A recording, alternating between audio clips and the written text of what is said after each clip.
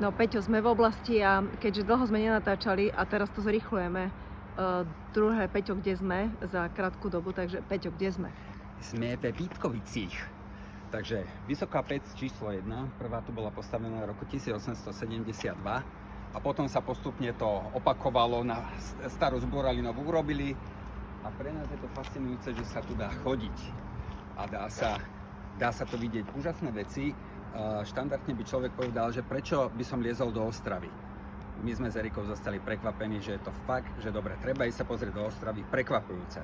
Jak sa dokázali vysporiadať so zmenou ťaženia a oceliarstva. A kedy prestali ťažiť? 1994 a je to zelené mesto. To ako keď sa človek pozrie z hora, z Novej radnice, majú krásnu väžu, 74 metrov výška, vidno všetko do kolečka, krásne zelené mesto.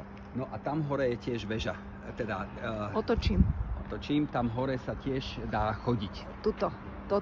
Tak, a tam za mnou truskový vagón, z ktorého No. kde si to doviezli, kde to vylievali a to vyzeralo ako keď vytriskla láva z osobky a že vraj museli zakričať. Taká horúca masa ako fotky liala vyzerajú dole kopcom, neuveriteľne. No? A že museli zakričať, že keďže existovali ľudia, ktorí boli chudobní a ktorí teda na tých haldách ešte existovali, takže museli kričať, aby ich prebudili. Ale mnoho razy ich neprebudili, pretože pili 90% špiritus. Tak to nás zaujalo. Obohatený nejakou sladkou vodou. Malinovou šťavou a teraz stávali sa nehody, že vykotili tú lávu a no proste niekto tam bol omámený.